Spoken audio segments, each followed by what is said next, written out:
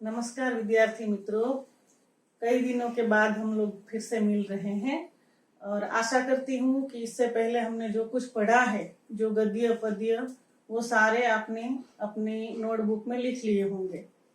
और आज हम जो पढ़ने जा रहे हैं वो हमारी किताब में छठा पाठ गद्य है, जिसका नाम है कालिदास का प्राणी प्रेम।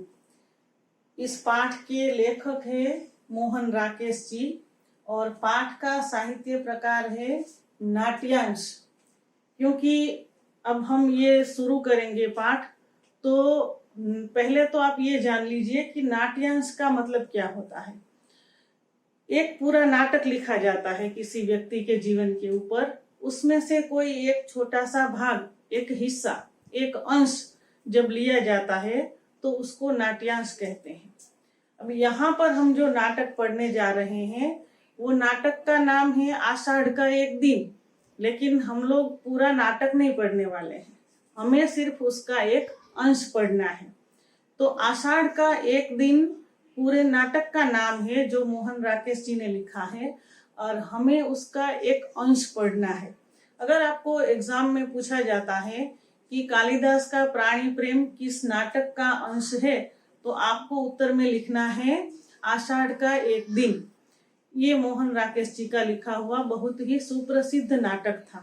मोहन राकेश जी जो है, उनकी हम थोड़ी बात कर लें तो उनका जन्म पंजाब के अमृतसर में हुआ था और उनका मूल नाम जो है वो तो मदन मोहन गुगलानी था, लेकिन उनकी दादी माँ ने उसको शॉर्ट करके, छोटा करके मोहन राकेश कर दिया और बाद में उन्होंने इसी नाम से वो प्रचलित हुए और उन्होंने इसी नाम से साहित्य लिखा है। मोहन राकेश जी ने जो साहित्य लिखा वो बहुत ही सुप्रसिद्ध हुआ। उसमें भी खास करके उनके नाटक, जिसमें कि आधे अधूरे, लहरों के राजहंस और आषाढ़ का एक दिन, ये बहुत ही प्रचलित नाटक रहे। इसके अलावा उन्होंने उपन्यास भी लिखे हैं, कहानियां भी लिखी हैं।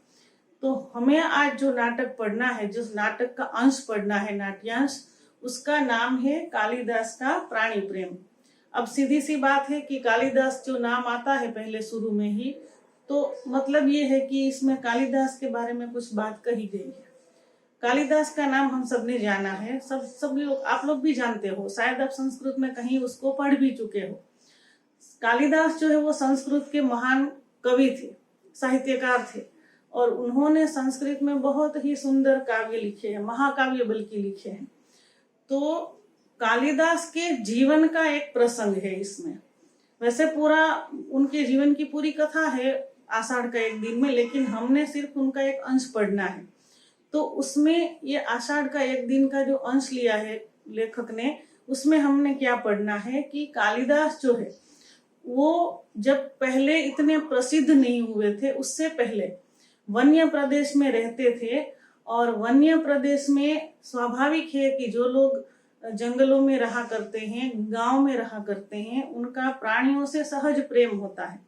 और हमारे समाज में भी देखा गया है कि लोग जो है वो प्राणियों से बहुत प्रेम करते हैं, उनसे लगाव होता है।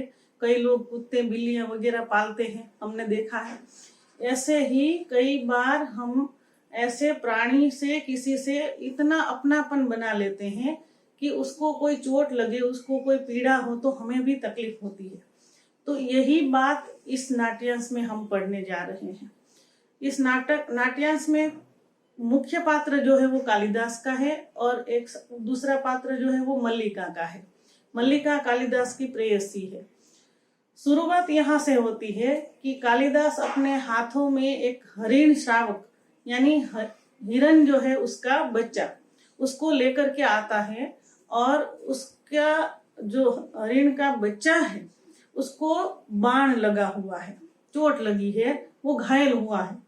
और जैसे ही कालिदास को पता चला है कि वो घायल हो गया तो उसको अपनी गोद में लेकर के जल्दी से घर आता है, पर अपने घर नहीं, वो मल्लिका के घर आता है। उस समय वो हरिण शावक से बातें करता रहता है बीच बीच में कि हमें बाण लगा है, लेकिन डरने की कोई बात नहीं है, हम जल्दी ठीक हो जाएंगे, हम अभी आपको घर जाकर के ध्रुत का लेप लगा देंगे। ध्रुत का मतलब है यहाँ पर घी। तो ये बात हमें जानने की है कि जब कोई घाव लगता है तो उस पर पहले के समय में घी लगाया जाता था, घी का लेप लगाया जाता था। तो ये कालिदास भी ऐसे बातें करते हुए आते हैं और घर आते ही वो मल्लिका से कहते हैं, मल्लिका देखो इसको जरा चोट लग गई है, बाण किसी ने मार दिया है, तो तुम जल्दी से धूत का लेप ले आओ, हम इसको जल्दी से अच्छा कर देंगे। ऐसे दोनों में बातचीत हो रही है। मल्लिका तुरंत आती है घर से बाहर, वो भी घबरा जाती है कि क्या हुआ इसको। वो फिर हिरण के बच्चे को अपने पास लेने की कोशिश करती है, लेकिन तभी कालिदास उससे कहते हैं कि तुम इसके लिए गर्म दूध ले आओ, हम इसको दूध पिलाएंगे और फिर उसको आराम करने देंगे तो जल्दी स्वस्थ हो जाएगा। तो मल्लिका जो है वो कहती है कि ठीक है, और वो बर्तन में से दूध निकालने के लिए जाती है। कालिदास जो है वो हिरण के बच्चे से अभी भी उसकी बातें चालू है। वो बच्चा सुन नहीं रहा है, बोल नहीं रहा, लेकिन फिर भी ये एक लगाव है प्राणियों के प्रति। मल्लिका दूध लेकर के आती है, कालिदास उस बच्चे को दूध पिलाने की कोशिश करते हैं हिरण के बच्चे को, और उसी समय मल्लिका कहती है कि उसकी बातें चल रही है। वो कहती है कि माँ तुमसे बहुत नाराज है आजकल। क्यों? क्योंकि मैं घर पर भीग कर आई ना, बारिश का दिन था और मैं भीग कर आई तो माँ को लगा कि मैं तुम्हारे साथ थी, तो वो अपवाद से बहुत डरती है। अपवाद का मतलब यहाँ लोगों की चर्चा, लोग क्या बातें करेंगे ये, तो इसलिए माँ तुमसे बहुत ही नाराज है, ऐसा वो कालिदास को बता रही। लेकिन कालिदास का इन सब बातों में कोई ध्यान नहीं, उसका पूरा ध्यान जो है वो उस हिरण के बच्चे को ठीक करने में ही है। वो मल्लिका से कहता है कि अब इस दूध पी रहा है, वो दोनों ये जब क्रिया कर रहे हैं उसी समय वहां पर एक तीसरे व्यक्ति का आगमन होता है, और वो है राजपुरुष दंतुल। इस नाट्यांश का ये तीसरा पात्र है दंतुल। तो दंतुल का प्रवेश होता है और वो धीरे से वहां आकर के कहता है कि हिरण के बच्चे को दूध पिलाकर उसके मांस को और कोमल कर रहे हो, अच्छा तो मेरी चीज है उसे मुझे लौटा दो। तो ये दोनों चौंक जाते हैं कि ये कौन आ गया अचानक घर में। कालिदास कहता है कि आप तो कुछ परिचित मालूम नहीं होते, लेकिन बिना इजाजत के घर में कैसे प्रवेश कर लिया। तो वो व्यक्ति कहता है कि अच्छा मेरी चीज लेकर के आ गए हो और अब मुझसे पूछ रहे हो। तो कालिदास की समझ में नहीं आता कि आपकी चीज कौन सी। दंतुल ने कहा कि ये हिरण का बच्चा जो है वो मेरे बाण से घायल हुआ है, इसका मतलब है कि वो मेरी संपत्ति है। तो मल्लिका जो है वो गुस्सा हो जाती है कि इसमें संपत्ति क्या, ये तो वन्य प्रदेश के प्राणी हैं, वो किसी की संपत्ति नहीं होते हैं। तो कालिदास ने कहा कि लगता है तुम इस प्रदेश के मालूम नहीं होते हो। दंतुल कहता है सही पहचाना, तुम्हारी नजर बहुत तेज है, मैं इस प्रदेश का नहीं हूँ, ये तो मेरी वेशभूषा देखकर ही पता चल जाता है। लेकिन कालिदास ने कहा कि नहीं, मैं तुम्हारी वेशभूषा से नहीं बल्कि तुम्हारे स्वभाव के कारण बोल रहा हूँ, क्योंकि हमारे जंगल, ये जंगल का जो प्रदेश है, वन्य प्रदेश है, यहाँ पर कोई भी व्यक्ति प्राणियों को हानि नहीं पहुंचाता, जबकि तुमने ये काम किया है, इसका मतलब है कि तुम यहाँ के तो नहीं हो। दंतुल ने कहा कि एक तो चोर मेरी चीज चुरा कर लेके आए हो, ऊपर से मुझे भाषण भी सुना रहे हो। तो मल्लिका कहती है कि आपकी कौन सी चीज इसने चुरा ली है। उसने कहा कि अरे वाह, ये हिरण का बच्चा जो है वो मेरे बाणों से ही तो घायल हुआ है, तो देवी ये मुझे लौटा तो देगा ना, मेरी संपत्ति है ये, इसका मैंने शिकार किया है, आखेट किया। आखेट का मतलब है यहाँ शिकार, तो इसका मैंने शिकार किया है। कालिदास ने कहा कि यहाँ पर कोई भी व्यक्ति किसी का भी शिकार करने की किसी को इजाजत ही नहीं है इस प्रदेश में। लगता है आप यहाँ के नहीं हो, ये आपके स्वभाव से पता चल जाता है, लेकिन अब तो ये भी पता चल रहा है कि आप बड़े ही निर्दयी हो। दंतुल ने कहा ठीक है, राजपुरुष को सब लोग ऐसे ही कहते हैं, मतलब कि वो राजपुरुष है, राजा का कोई सैनिक है। यहाँ पर मैं आपको ये बताना चाहती हूँ कि कालिदास जो है उनके जन्म के बारे में कुछ ज्यादा ठीक ठीक पता नहीं चलता है, लेकिन इतना बताया गया है कि वो उज्जैन के राजा विक्रमादित्य जो है उनके समकालीन कवि हुए। तो जब वो उनके समकालीन कवि रहे तो इसका मतलब ये है कि वो उनके राज दरबार के राजकवि थे। तो दंतुल कहता है कि ये मेरी संपत्ति है, मुझे ये हिरण शावक जो है उसका बच्चा जो है हिरण का वो लौटा दो। और कालिदास जो है जैसे उसकी बात सुन ही नहीं रहा है।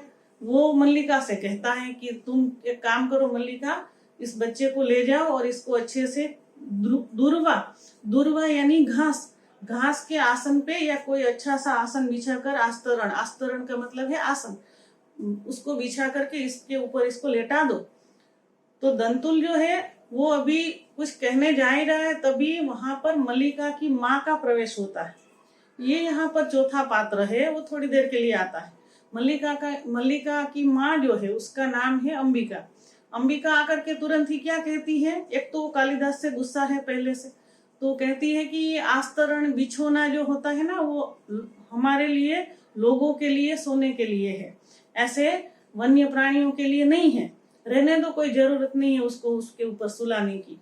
तो ये सुनते ही कालिदास जो है हिरण के बच्चे को अपनी गोद में उठाकर वहां से चलने को होता है, और दंतुल जो है उसके पीछे लग जाता है कि पहले मेरी चीज वापस करो, बाद में यहाँ से जाना।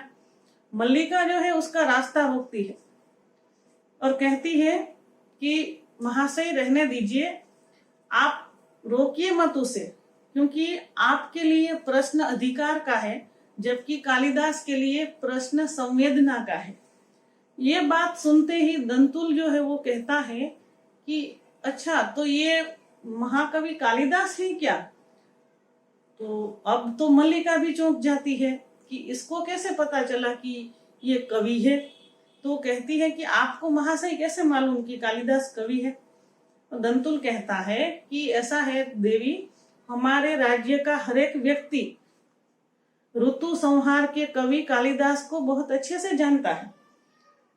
तो मल्लिका को इतना वो चौंक जाती है, उसको लगता है कि अच्छा, हमारा एक सहचर जो हमारे साथ रहता है, वो व्यक्ति जो जंगल में रहता है, जो वो कवि है, वो एक राजा को भी मालूम है और उज्जैन की सारी नगरी को भी मालूम है। तो दंतुल कहता है बिल्कुल, और मैं तो उसी को ढूंढने के लिए यहाँ आया हूँ। क्यों ढूंढने के लिए आए हैं वो?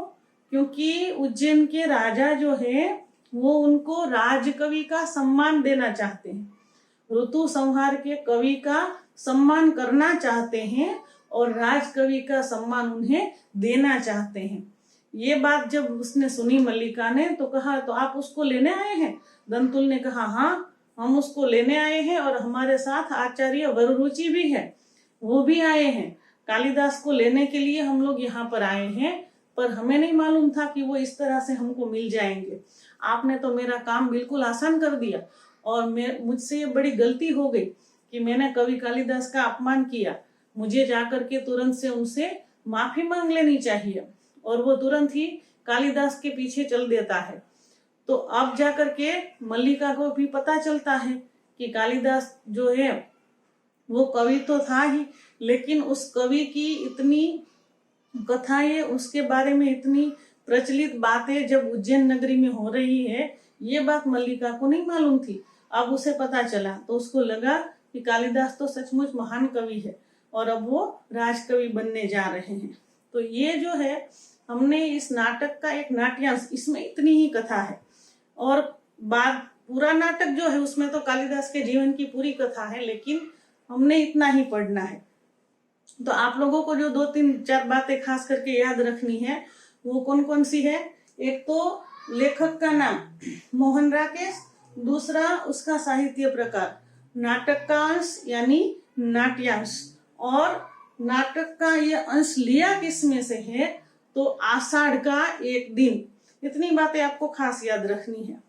अब जुलाई महीने का ये जो हमारा कोर्स है 6 पाठ तक का था, तो वो यहाँ पर हम खत्म करते हैं, और 31 जुलाई तक आपका इतना काम जो है वो नोटबुक में हो जाना चाहिए।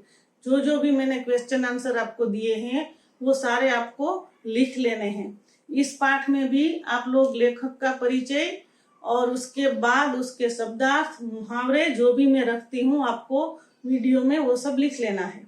इसके अलावा इसी वीडियो में आपको कुछ निबंध, कहानी और पत्र दिए जाएंगे, उसको आप निबंध की नोटबुक में लिखेंगे। तो इतना काम जब हम कर लेंगे तब हमारा जुलाई महीने का काम खत्म होता है, और वो नोटबुक आपको मुझे जब आपको टाइम बताया जाए, दिन बताया जाए, उस समय लेकर के चेक करवाने आना होगा। धन्यवाद।